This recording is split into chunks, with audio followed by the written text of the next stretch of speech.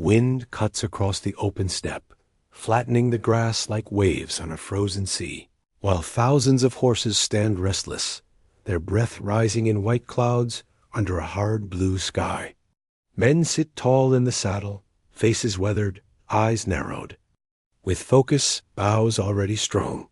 In the year 1206, this moment becomes history, as Temujin is proclaimed Genghis Khan, ruler of all Mongols, and from this declaration, a new army is born, an army that will move faster, strike harder, and reach farther than any force before it. The Mongol horde did not emerge from cities or castles, but from nomadic life shaped by survival. For generations before 1206, Mongol tribes fought each other endlessly, but Genghis Khan transformed this chaos into unity through law, loyalty, and ruthless discipline. The origin of the army lies precisely in this year, when the Kurultai Council elevated him as Supreme Khan. From that moment, tribal identity was replaced by merit and obedience. The horde would not truly disband until the late 14th century, around 1368, when internal divisions and the fall of the Yuan dynasty in China marked its decline. Uniforms were simple yet functional, reflecting steppe practicality rather than ceremony. Mongol warriors wore deals-long coats made of wool, felt, or silk, taken as tribute tightened with leather belts. Lamellar armor, crafted from hardened leather or iron plates laced together, protected chest and shoulders without restricting movement. Fur-lined hats and boots of cured leather allowed survival in brutal winters and scorching summers alike. There were no bright banners of individuality. Uniformity served speed and cohesion. Weapons were extensions of daily life. The composite bow, made from wood, horn, and sinew, was the horde's defining tool, capable of piercing armor at distance while fired accurately from horseback. Sabers with curved blades, light spears, axes, and daggers complemented the bow for close combat. Each warrior carried multiple horses, often 3 to 5, allowing rapid movement across vast distances unmatched by any 13th century army. Organization was revolutionary. The horde was divided into units of tens, hundreds, thousands, and 10,000s arban, jagan, mingen, and tummen. A tummen of 10,000 men functioned as an independent army, capable of complex maneuvers. Commanders were chosen for ability, not birth, a radical break from aristocratic warfare traditions elsewhere. Before the first great campaigns, Genghis Khan addressed his commanders with calm intensity, reminding them that heaven has granted U.S. victory if we remain united. His expression, described by chroniclers as stern yet controlled, reflected a man who understood both fear and loyalty as tools. Early successes against rival tribes brought rich rewards: herds of horses, gold ornaments, silk textiles, and captured artisans who would strengthen future campaigns. From these beginnings, the horde gained a reputation for unstoppable momentum. Word spread faster than the army itself, and by the time enemies saw Mongol riders on the horizon, they often already knew resistance meant destruction. The legend of the fastest army in history was no longer a promise. It had begun to ride. Strength of the horde lies not only in numbers, but in the seamless harmony between man, horse, and command, perfected during the decades following 1206. From the forests of Siberia to the deserts of Central Asia, the Mongol army refined a system that made speed a weapon and coordination a form of terror. By the time their campaigns reached full momentum in the 1210s and 1220s, no contemporary force could match their operational discipline. Every detail of equipment served movement. Horses were small but incredibly resilient, capable of surviving on grass and snow alone. Saddles were lightweight wooden frames that distributed weight efficiently, allowing riders to fire bows with deadly accuracy while standing in the stirrups. Quivers held multiple arrow types, armor-piercing, whistling signal arrows, and broadheads for unarmored foes each, designed with a specific tactical purpose. Sabers of Turkic origin, slightly curved for slashing from horseback, were favored over straight swords. Armor reflected adaptability. Wealthier warriors wore iron lamellar reinforced with silk underlayers, which surprisingly helped stop arrow penetration. Silk, often taken from Chinese tribute, would wrap around arrowheads, preventing deep wounds. Lesser soldiers relied on hardened leather, lighter and easier to replace. Shields were rare. Mobility mattered more than static defense. Training began in childhood. Mongol boys learned to ride almost before they could walk, and hunting taught formation tactics long before war. Massive hunts, known as nurj, functioned as full-scale military exercises, with thousands encircling prey over days. Failure to hold position meant severe punishment, reinforcing discipline without hesitation. Command structure allowed astonishing flexibility. Orders were brief and absolute, transmitted by flags, horns, and messengers. Sub-commanders had autonomy to react instantly, making the horde unpredictable. Feigned retreats became a signature tactic, luring enemies into disorder before sudden encirclement. European chroniclers later described this with disbelief, mistaking strategy for chaos. Councils before major campaigns were quiet and pragmatic. Genghis Khan listened more than he spoke, his face unreadable, while generals like Subutai displayed cold, analytical confidence. Debates focused on terrain, supply routes, and enemy psychology rather than honor. Victory was the only measure. One recorded maxim guided them: speed is the soul of war. Early victories against the Jin dynasty and Khwarezmian Empire proved the system's effectiveness. Entire cities fell not just to force, but to coordination and fear. Rewards were immense gold ingots, silver vessels, fine textiles, slaves, and land grants distributed according to merit. Loyalty was bought not with promises, but with tangible wealth. Yet even in triumph, the horde maintained discipline. Looting without order was punished. Obedience ensured survival. This balance of reward and fear forged a force that functioned like a single organism, reacting instantly across vast distances. By the mid-13th century, the Mongol military system had reached its peak, setting a standard no army of the era could rival. Their weapons, organization, and relentless training transformed nomadic warriors into history's most efficient killing machine, a reputation that would echo long after their eventual decline in the 14th century. The horde now surges outward, like a storm that cannot be outrun, its riders appearing where no enemy expects them, striking, vanishing, then returning with greater force. From the 1220s onward, Mongol campaigns evolved from regional domination into continental conquest, driven by the belief that heaven itself favors their advance.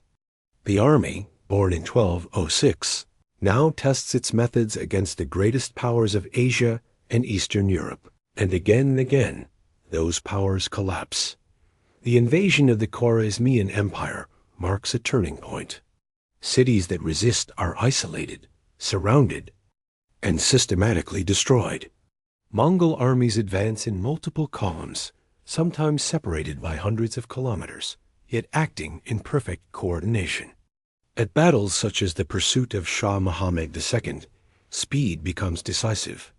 Subutai and Jib lead detachments that cross mountains and deserts thought impassable, their faces described by Persian chroniclers as calm, almost indifferent even.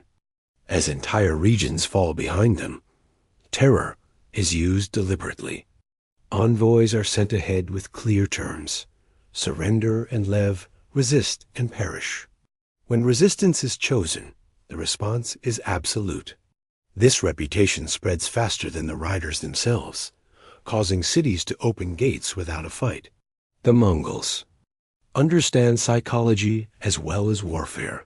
Before sieges, councils debate not whether a city can be taken, but how quickly. Stone throwers and siege engineers, often Chinese or Persian captives, are deployed with precision, proving the Horde is not merely a cavalry force. In Eastern Europe, the campaigns of 1236 to 1242 shocked the medieval world. At the Battle of the Kalka River and later at Mohi in Hungary, European knights charged with confidence, only to be drawn into feigned retreats. The Mongols wheel, encircle, and annihilate fragmented forces. Chroniclers describe the stunned expressions of European commanders, unable to comprehend an enemy that refuses honorable frontal battle. Rewards follow victory on an unprecedented scale. Gold and silver from royal treasuries, silk caravans, weapons, and skilled artisans are redistributed through the army. Land is granted to loyal commanders, while cities are taxed to support future campaigns. Success reinforces unity, and unity fuels further conquest. Yet even at the height of expansion, signs of strain appear. Campaigns stretch supply lines, and the death of Genghis Khan in 1227 introduces the question of succession. Still, under his sons and grandsons, the Horde remains unstoppable, its fame cemented as the most feared military force of the 13th century, a legend forged not just by bloodshed, but by calculated, relentless efficiency. Leadership now defines the Horde as much as speed and terror, and the faces of its commanders reveal an empire held together by will, intellect, and ambition. From the 1220s to the mid-13th century, councils of war-shaped campaigns that stretch from Korea to the gates of Vienna. These gatherings are practical, often brief, but decisive, reflecting a culture where strategy outweighs ceremony. Genghis Khan's successors rule with differing temperaments. Gedai Khan, his chosen heir, balances generosity with authority. His round face often described as thoughtful yet severe during councils. Before major offensives, he reminds generals that conquest must be orderly, that the army's strength lies in discipline. Sabbatai, perhaps the greatest Mongol strategist, speaks little, but with absolute clarity, his sharp eyes fixed on maps scratched into the dirt. His belief is simple: the enemy must be defeated before they understand they are already lost. Army's organization allows these minds to operate effectively. Tumen commanders act like independent generals, coordinating through messengers and prearranged plans. Unit sizes remain consistent: 10,000 men per Tumen, ensuring predictability within chaos. This structure survives leadership changes. One reason the Horde does not fracture immediately after Genghis Khan's death. Before battles, recorded statements emphasize patience and deception. Do not hurry the kill, Subutai is said to advise, urging commanders to let enemies exhaust themselves. Facial expressions during these moments are controlled, almost emotionless, betraying a confidence built on repeated success. Arrogance exists, but it is grounded in proven superiority. Victories bring more than wealth, they bring authority. Conquered regions are administered through local elites under Mongol oversight, reducing the need for constant occupation. Tribute flows in the form of grain, silver, textiles, and manpower. The army becomes both conqueror and enforcer of a new order, its presence reshaping trade routes and political boundaries. However, this vast system depends on unity at the top. As generations pass, rivalries grow sharper. Different khanates, the Golden Horde, Ilkhanate, Chagatai Khanate, and Yuan dynasty, begin to pursue their own interests. The shared identity forged in 1206 weakens. Councils grow longer, debates more heated, expressions no longer calm, but strained with ambition and suspicion. By the mid-14th century, while Mongol armies still fight effectively, the seamless coordination that once defined them begins to erode. The Horde's command culture, once its greatest strength, now reveals the cracks of an empire stretched beyond its limits. Yet even in fragmentation, the legacy of its leaders endures, studied and feared, long after their banners fade from the eye. Battlefield.victory now brings not just conquest, but administration, wealth, and reputation that echo across continents.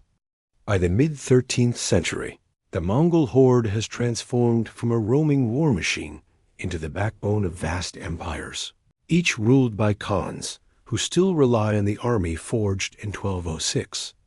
Though the core military system remains intact, its purpose expands beyond destruction to control, taxation, and long-term dominance. The rewards of success are immense. After campaigns, gold and silver are weighed and distributed with strict order. Silk bolts, porcelain, weapons, and luxury goods flow in from China, Persia, and Central Asia. High-ranking commanders receive land grants and the right to collect tribute, while ordinary warriors gain livestock, textiles, and captured laborers. This material wealth reinforces loyalty, binding soldiers to the system that rewards obedience and courage. Uniforms subtly change as prosperity increases. Silk deals become more common among elites, sometimes embroidered with symbols of rank. Armor improves with better iron and steel, influenced by Chinese and Islamic metallurgy. Yet practicality remains supreme. EXCESS decoration is discouraged. The image of the Mongol warrior calm face, narrowed eyes, silent confidence becomes instantly recognizable from the Black Sea to the Yellow River. The army's reputation becomes a weapon in itself. Cities surrender at the mere rumor of approach. Merchants travel under Mongol protection, spreading stories of unstoppable riders and iron discipline. The Horde's fame enters chronicles not only as conquerors, but as enforcers of order. Trade flourishes along the Silk Road under their rule, guarded by mounted patrols who can cross entire regions in days. Still, the system demands constant success. As campaigns slow and internal conflicts rise, the flow of rewards becomes uneven. Rival khans compete for resources, and soldiers sense the shift. Loyalty begins to attach more to individual leaders than to the unified horde. Though still formidable, Mongol armies increasingly fight each other. Their tactics once meant for foreign enemies, now turned inward by the late 13th and early 14th centuries. The horde's identity fractures. Yet even as unity fades, its reputation remains unmatched. The Mongol army is remembered not only for fear, but for reshaping Eurasia's political and economic landscape. Its methods influence future armies, and its name becomes synonymous with speed, dominance, and inevitable victory, an image that survives long after its banners cease to ride together. The decline of the Mongol horde is gradual, not sudden, unfolding over decades as the 14th century advances. The army that began in 1206 does not collapse on a single battlefield. Instead, it dissolves through fragmentation, adaptation failures, and changing realities. By the time the Yuan dynasty falls in 1368, marking the effective end of unified Mongol rule, the horde exists only in memory and regional successors. Several forces drive this decline. Leadership disputes weaken centralized command, and councils once marked by calm certainty now echo with rivalry. The facial expressions of khans, once confident and restrained, are described as tense and suspicious in later chronicles. The old merit-based system erodes as lineage and politics regain importance. Undermining discipline, military effectiveness also changes. Sedentary rule reduces the nomadic lifestyle that sustained constant training. Horses grow fewer, campaigns slower.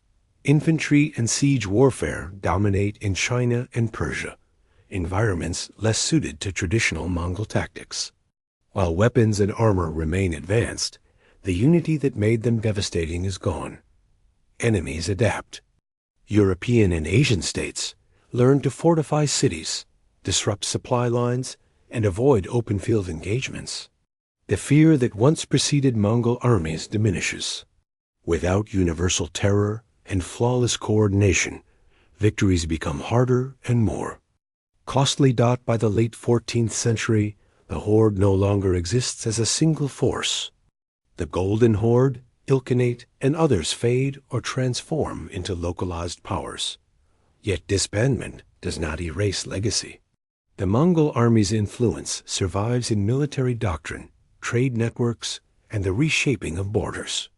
Historians record it as the fastest and deadliest army of its era, unrivaled in mobility and operational intelligence.